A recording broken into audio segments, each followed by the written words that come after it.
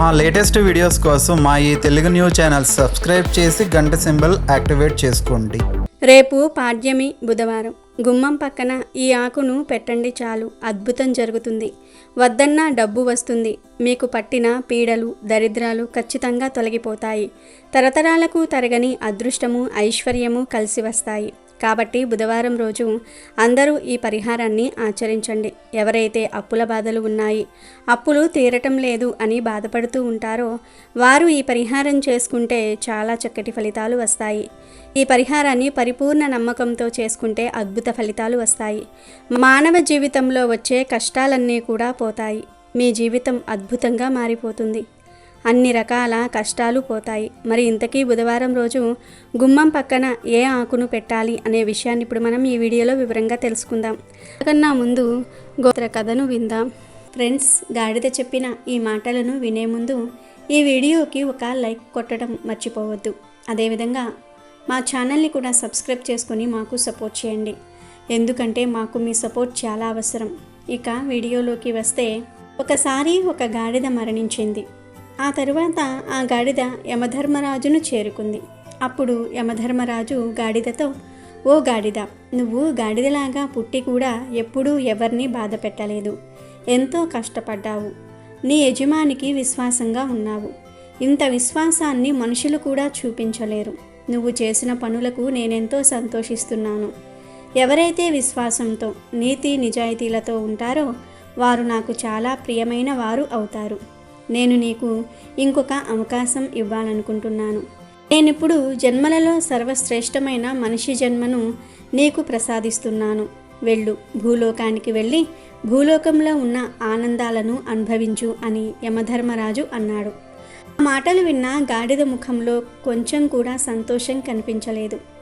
అప్పుడు యమధర్మరాజు, నేను నీకు మంచి శరీరాన్ని ఇస్తాను అంటుంటే నీ ముఖంలో ఏ సంతోషం కనిపించటం లేదు, ఎందుకు అని అడుగుతాడు. అప్పుడు ఆ గాడిద యమధర్మరాజుతో ఇలా అంటుంది, యమధర్మరాజా, నేను మనిషిగా పుట్టి ఏం చేయను? మనుషులు తమ కర్తవ్యాలను ఎప్పుడో మర్చిపోయారు. స్త్రీలు పురుషుల్లో విపరీతమైన నీచబుద్ధి పెరిగిపోయింది అని అంటుంది. అంతేకాదు, మనుషుల్ని చూస్తే నాకు అసహ్యం వేస్తుంది. నాకు అసలు మనిషిగా పుట్టాలని లేదు అని గాడిద అంటుంది. అప్పుడు యమధర్మరాజు, ఓ గాడిద, వేదాలలో చెప్పబడుతున్నటువంటి సర్వశ్రేష్టమైన మానవ జన్మ పొందటం కోసం స్వర్గలోకంలో ఉన్న దేవతలు కూడా ఎదురు చూస్తూ ఉంటారు. కానీ నువ్వేమో మానవ జన్మ వద్దంటున్నావు. నువ్వు ఏం చూశావు? ఏం చూసి మానవ జన్మ వద్దంటున్నావు? మానవ జన్మ గురించి అంతలా ఎందుకు భయపడిపోతూ ఉన్నావు అని అడుగుతాడు. అప్పుడు గాడిద, ఓ యమధర్మరాజా, నేను చెప్పే విషయాలను వింటే మీరు కూడా మనుషుల విషయంలో భయపడతారు, బాధపడతారు. భూలోకంలో మనుషులు మనుషుల్లాగా లేరు. భూలోకంలోని మానవులు మేము స్త్రీలమా పురుషులమా అని కూడా మర్చిపోతూ ఉన్నారు. మనుషులు వారి బాధ్యతలను ఎప్పుడో మర్చిపోయారు. ఆ మనుషులను చూస్తూ ఉంటే అన్నిటికంటే నీచమైన జన్మ మానవ జన్మ అనిపిస్తుంది. యమధర్మరాజా, మీరు కావాలంటే నన్ను వేరే ఏదో ఒక యోనిలోనికి పంపించండి, కానీ మనిషి యోనిలోనికి పంపకండి. లేదంటే మళ్ళీ నన్ను గాడిదలాగానే భూలోకానికి పంపండి. అంతేగాని మనిషి జన్మ నాకు వద్దు అని గాడిద అంటుంది. అప్పుడు యముడు, ఓ గాడిద, నువ్వు మనుషులు చేసే ఏ పనులు చూశావు? ఎందుకు నువ్వు మనిషిలాగా జన్మించడానికి ఇంతలా భయపడుతూ ఉన్నావు, బాధపడుతూ ఉన్నావు అని అడుగుతాడు. అప్పుడు ఆ గాడిద, యమధర్మరాజా, మీకు తెలుసుకోవాలని కోరికగా ఉంటే నేను చెప్తాను వినండి. నేను చూసిన 3 సంఘటనలను చెప్తాను వినండి. మొదటి సంఘటన ఏమిటి అంటే, ఒకసారి ఒక యువ పండితుడు కాశీలో విద్యను అభ్యసించడానికి వెళ్ళాడు. తను 12 సంవత్సరాల పాటు విద్యాభ్యాసం పూర్తి చేసి తిరిగి ఇంటికి వచ్చాడు. ఇంటికి వచ్చాక ఆ పండితుడు తన తండ్రితో ఇలా అన్నాడు, నాన్నగారు, నేను వేదాంగాలు నేర్చుకున్నాను. కాబట్టి మీరు నన్ను ఏదైనా ప్రశ్న అడగండి, నేను దానికి సమాధానం చెప్తాను అని అన్నాడు. ఇప్పుడు ఆ యువ పండితుడితో తండ్రి ఇలా అన్నాడు, నువ్వు అన్ని చదువుకొని వచ్చాను అంటున్నావు, కాబట్టి నేను నీకొక ప్రశ్న అడుగుతాను, దానికి సమాధానం చెప్పు అని పాపానికి తండ్రి ఎవరు అని అడిగాడు. అప్పుడు ఆ యువ పండితుడు ఆలోచనలో పడ్డాడు. పాపానికి తండ్రా?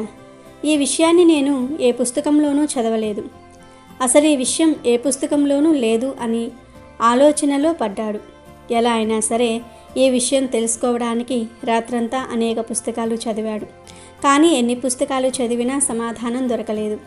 మరుసటి రోజు తండ్రి మళ్ళీ కొడుకును అడుగుతాడు, నీకు పాపానికి తండ్రి పేరే తెలియనప్పుడు నువ్వు అంత దూరం వెళ్ళి ఏం చదువుకొని వచ్చావు అన్నాడు.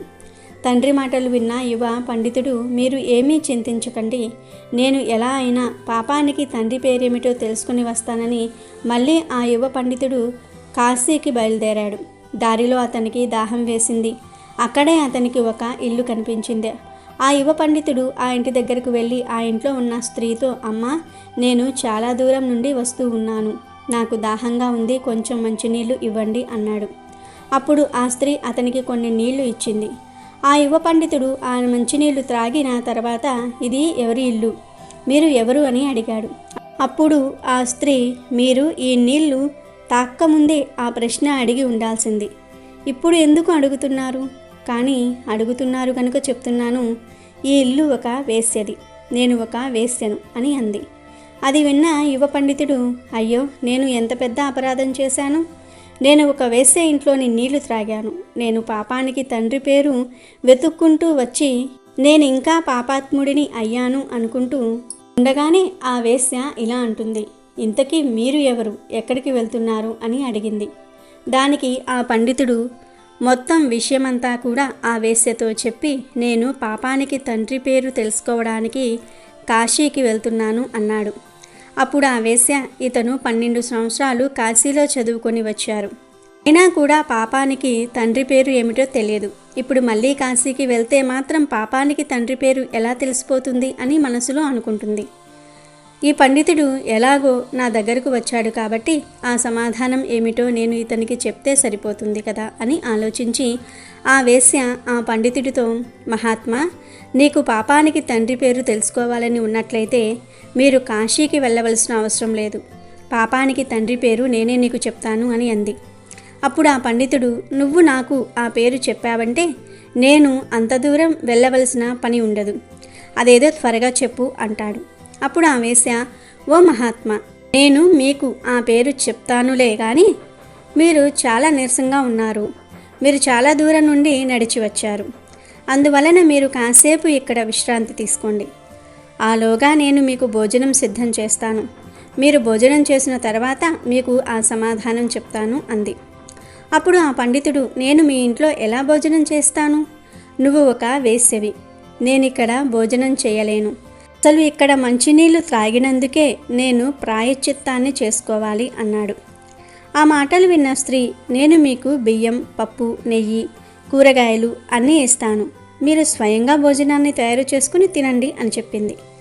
అప్పుడు ఆ పండితుడు, నువ్వు ఒక వేశ్యవి, నేను మీ ఇంటి నుండి ఒక బియ్యం గింజ తీసుకోవడానికి కూడా సిద్ధంగా లేను అన్నాడు. అప్పుడు ఆ వేశ్య, ఓ మహాత్మా, నువ్వు ఇవి నా చేతిలో నుండి తీసుకున్నావంటే నేను మీకు 5 బంగారు నాణాలు ఇస్తాను అంది. దాంతో ఆ పండితుడు, ఇక్కడ నన్నెవరు చూస్తారులే, అయినా నేనెవరో ఇక్కడి వారికి తెలియదు కదా అనుకుని ఆమె చేతిలో నుంచి బంగారు నాణాలు తీసుకుని ఆ వేశ్య ఇచ్చిన ఆహార పదార్థాలను కూడా తీసుకున్నాడు. ఆ పండితుడు వంట చేసుకోవడానికి అన్నీ సిద్ధం చేసుకుంటూ ఉన్నాడు. ఇంతలో ఇంటిలో నుండి వేశ్య బయటకు వచ్చి నేనిచ్చిన నీరు, బియ్యము అన్నీ కూడా తీసుకున్నారు, అలాంటప్పుడు నా చేతులతో వండి పెడితే ఏం అవుతుంది అని అంటుంది. దానికి ఆ పండితుడు, నేను నీ చేతితో ఇచ్చిన మంచినీళ్ళు త్రాగాను, బియ్యం తీసుకున్నాను, అంతకు మించి ఎక్కువ ఆశించవద్దు అని అన్నాడు. దానికి ఆ వేశ్య, మీరు నా చేతులతో వండిన భోజనం తింటాను అంటే నేను మీకు ఇంకొక 5 బంగారు నాణాలు ఇస్తాను అని చెప్పింది. దాంతో ఆ పండితుడు, నేనిక్కడ భోజనం చేస్తే మరొక 5 నాణాలు వస్తాయి, అప్పుడు మొత్తం 10 నాణాలు అవుతాయి, నన్నెవరు చూశారులే అని అనుకుని వైశ్యతో, సరే, నేను నీ చేతులతో వండిన భోజనాన్ని తింటాను, కానీ నువ్వు స్నానం చేసిన తర్వాతే వంట చెయ్యి అని అన్నాడు. ఆ వైశ్య అలాగే అని చెప్పి స్నానం చేసి భోజనాన్ని సిద్ధం చేసి తీసుకుని వచ్చి ఆ తర్వాత ఆ పండితుడికి భోజనం వడ్డించబోతూ ఉంటే ఆ పండితుడు, నువ్వు వడ్డించవద్దు, నేను వడ్డించుకుని తింటాను అన్నాడు. అప్పుడు ఆ వైశ్య, నేను నీకోసమే కదా ఈ భోజనాన్ని తయారు చేశాను, నేను నీకు వడ్డిస్తే ఏమవుతుంది అంది. లేదు, నువ్వు వడ్డించిన భోజనాన్ని నేను తినను అన్నాడు పండితుడు. అప్పుడు ఆ వైశ్య, నువ్వు నా చేతితో అన్నం పెట్టించుకుంటే నీకు మరొక 5 బంగారు నాణేలు ఇస్తాను అంటుంది. సరే అంటాడు పండితుడు. దాంతో ఆమె భోజనం వడ్డించి తన చేతితో పండితుడికి తినిపిస్తుంది. అలా తినిపిస్తూ అతని భుజం మీద చెయ్యి వేస్తుంది. వెంటనే పండితునికి విపరీతమైన కోపం వచ్చింది. నువ్వు చాలా అపరాధం చేశావని మండిపడ్డాడు. అప్పుడు ఆ వైశ్య ఇలా అంది, ఓ మహాత్మా, నేను ఎలాంటి అపరాధం చేయలేదు. నువ్వు వెతుక్కుంటూ వచ్చిన దానికి సమాధానం చెప్తున్నాను. నిజానికి అపరాధాలన్నీ నువ్వే చేశావు. నువ్వు మా ఇంట్లో నీళ్లు తాగావు, భోజనం కోసం పదార్థాలు తీసుకున్నావు, మా ఇంట్లో వండిన భోజనాన్ని తిన్నావు, నా చేతులతో పెట్టిన భోజనాన్ని తిన్నావు. వేశ్య ఇంట్లో మీరు ఇలాంటి పనులు చేయకూడదు కదా, కానీ మీరు ఎందుకు చేశారని అడిగింది. అప్పుడు పండితుడు, నువ్వు చూపించిన ప్రేమ వల్లే ఇదంతా చేశాను అన్నాడు. దానికి వేశ్య, మీరు ఇదంతా నేను చూపించిన ప్రేమ వలన కాదు, నేను ఇచ్చిన బంగారు నాణాల మీద లోభత్వంతో మా ఇంట్లో భోజనం చేయడానికి సిద్ధమయ్యారు. చివరికి నా చేతులతో తినడానికి కూడా ఒప్పుకున్నారు. ఇదే పాపానికి తండ్రి. నువ్వు లోభత్వంతో చేయకూడని పనులన్నీ చేశావు. నువ్వు ఏవైతే పాపాలు అని అనుకుంటున్నావో అవన్నీ చేశావు అని అంది. వేశ్య మాటలు విన్న ఆ పండితునికి అజ్ఞానంతో మూసుకుపోయిన తన కళ్ళు తెరుచుకున్నాయి. వెంటనే ఆ వేశ్య పాదాల మీద పడి, మీరు వేశ్య కాదు, మీరు నా గురువు. 12 సంవత్సరాలు నేను కాశీలో విద్యను అభ్యసించిన తర్వాత కూడా ఈ ప్రశ్నకు నాకు సమాధానం తెలియలేదు. కానీ మీరు నాకు ఒక్క క్షణంలో తెలియజేశారు. పాపానికి తండ్రి ఎవరనేది నాకిప్పుడు అర్థమైంది. పాపానికి తండ్రి లోభత్వం అన్నాడు పండితుడు. లోభత్వానికి గురై చేసే పనులన్నీ కూడా శాస్త్ర విరుద్ధమే. అందువల్లే ఇవన్నీ పాపాల కింద పరిగణించబడుతూ ఉన్నాయి అని ఆ వేశ్య పండితుడికి జ్ఞానోదయం కలిగించిందని గాడిద యమధర్మరాజుతో చెప్తుంది. అందువలనే ప్రభు, నాకు మానవజాతి అంటే నచ్చదు. స్త్రీ అయినా పురుషులైనా లోభత్వానికి గురి అయితే ఎంత నీచమైన పని చేయడానికైనా సరే వెనుకాడరు. వారి స్వార్థం కోసం తనవారినే చంపడానికి కూడా సిద్ధపడుతూ ఉంటారు అని అంది. అంతేకాదు యమధర్మరాజా, నేను ఇప్పుడు 2వ సంఘటన గురించి కూడా చెప్తాను అని ఇలా చెప్పటం ప్రారంభించింది. మనుషులు తమ నీతి నియమాలను వెంటనే మర్చిపోతారు. వారి ధర్మం పైన వారు ఎప్పుడూ స్థిరంగా నిలబడరు. ఎప్పుడైనా వారికి ఏదైనా మంచి వస్తువులు కనిపించినా, అందమైన స్త్రీలు కనిపించినా, ధనం కనిపించినా వెంటనే వారు నీతి నియమాలను మర్చిపోతారు. ఒక వ్యాపారికి ఒక అందమైన కూతురు ఉండేది. ఆ వ్యాపారి తన కూతురికి వివాహం చేయాలనుకుంటాడు. అప్పుడు ఆ వ్యాపారి ఒక బ్రాహ్మణుడి దగ్గరకు వెళ్ళి, స్వామి, ఒక అందమైన రాజకుమారుణ్ణి చూసి నా కూతురికి వివాహం చేయాలనుకుంటున్నాను అని చెప్తాడు. మీరు నా కూతురి యొక్క జాతకం చూసి చెప్పండి అని అన్నాడు. ఇప్పుడు ఆ బ్రాహ్మణుడు, నేను నీ కూతురి యొక్క భాగ్యాన్ని చూసి మాత్రమే చెప్పగలను. మీ అమ్మాయిని ఇక్కడికి తీసుకురండి, లేదా నేనే మీ ఇంటికి వస్తాను అని అన్నాడు. అప్పుడు ఆ వ్యాపారి, స్వామి, మీరు మా ఇంటికి వచ్చి మా ఇంట్లో మీ పాదాన్ని పెట్టినట్లయితే మా ఇల్లు పవిత్రమవుతుంది, కాబట్టి మీరే మా ఇంటికి రండి అన్నాడు. మరుసటి రోజు ఉదయాన్నే ఆ బ్రాహ్మణుడు ఆ వ్యాపారి ఇంటికి వెళ్ళాడు. బ్రాహ్మణుడు ఇంటికి రాగానే ఆ వ్యాపారి అతనికి సకల మర్యాదలు చేశాడు. ఆయనకొక ఆసనాన్ని వేసి కూర్చోబెట్టి తన కూతురిని రమ్మని పిలిచాడు. ఆమెను చూడగానే ఆ బ్రాహ్మణుడు ఆమెకు ఆకర్షితుడయ్యాడు. దాంతో ఆయన మనసులో, ఇటువంటి అందమైన అమ్మాయి నాకు లభిస్తే నాకంతా మేలు జరుగుతుంది, కాబట్టి నేనేం చేస్తే ఈ అమ్మాయి నాకు దక్కుతుంది అని ఆలోచించి వెంటనే ఏడవటం ప్రారంభించాడు. ఆ ఏడుపు చూసిన వ్యాపారి, స్వామి, మీరెందుకు ఏడుస్తున్నారు అని అడిగాడు.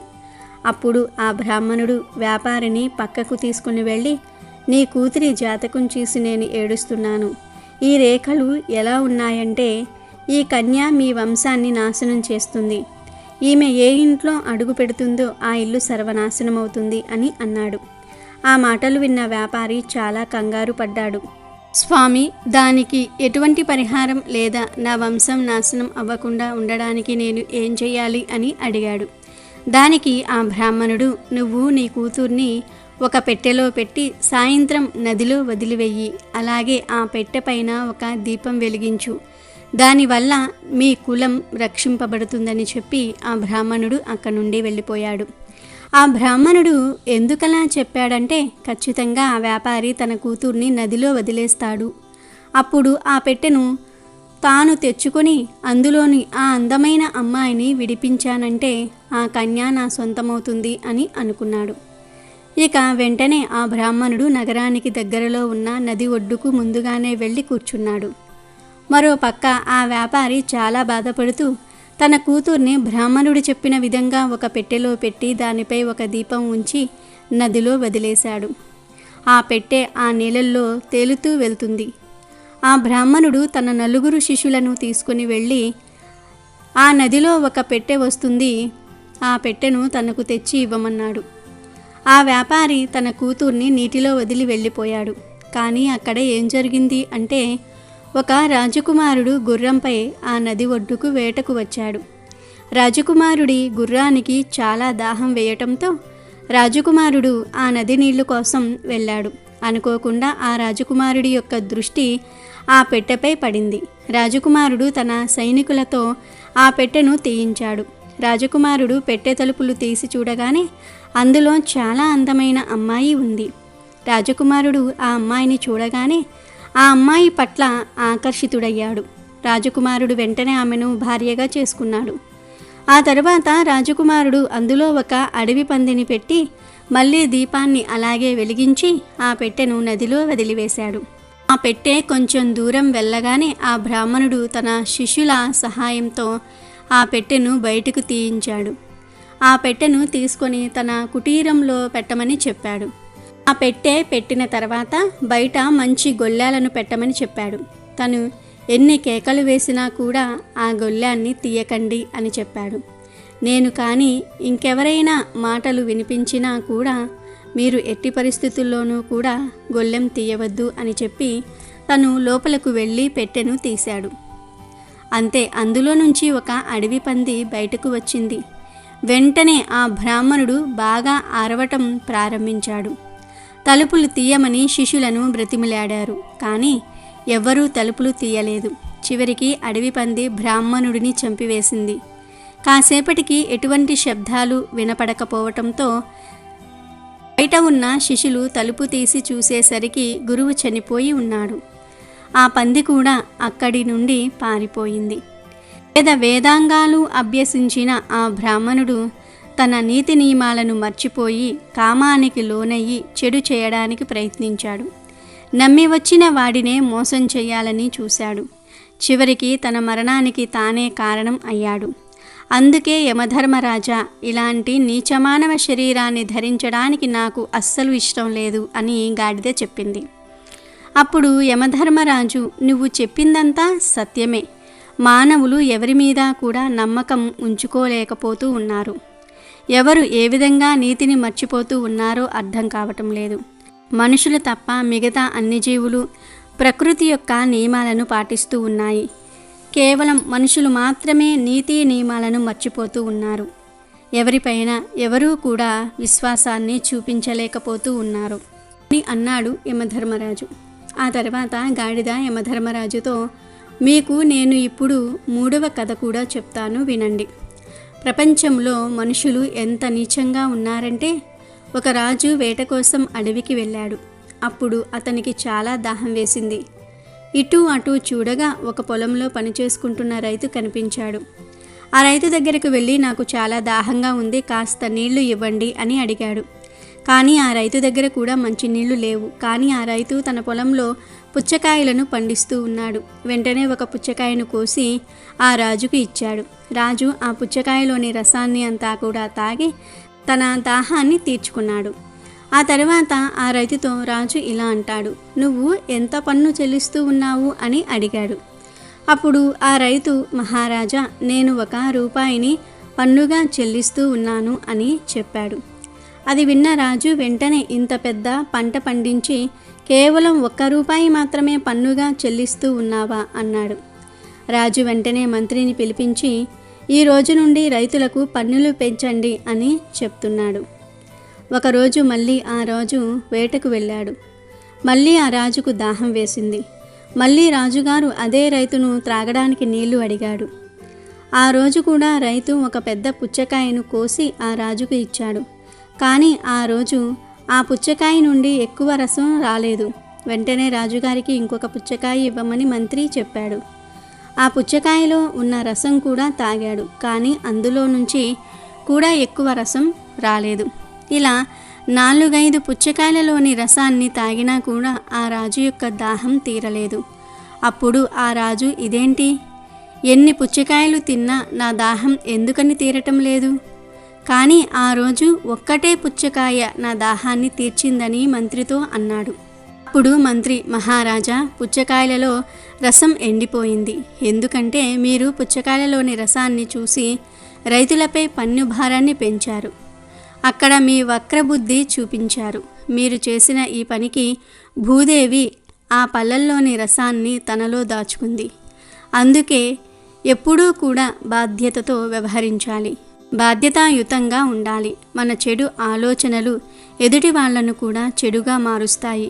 అదే ప్రకృతి నియమం అని మంత్రి రాజుతో తను చేసిన తప్పు గురించి తెలియజేశాడు. ఆ గాడిద చెప్పిందంతా కూడా విన్న యమధర్మరాజు, నువ్వు చెప్పిందంతా కూడా సత్యమే, నేను కూడా అంగీకరిస్తూ ఉన్నాను. కానీ అందరూ అలాంటి వారు అనుకోవటం కూడా సరైనది కాదు కదా. మంచి మనుషులు కూడా భూలోకంలో ఉన్నారు. నువ్వు చెడ్డవాళ్లను చూసి ఈ విధంగా మాట్లాడుతూ ఉన్నావు. ఎవరు ఏ విధంగా కర్మలు చేస్తారో దాని ఆధారంగానే వారికి ఫలితాలు కూడా లభిస్తాయి. కాబట్టి నేను నీ నిర్ణయాన్ని గౌరవిస్తూ నీకొక దివ్యమైన దేవతా రూపాన్ని ఇస్తున్నాను. నువ్వు కూడా దేవతలో ఒకరిగా ఉండు, ఆనందమైన జీవితాన్ని అనుభవించు అని చెప్పాడు.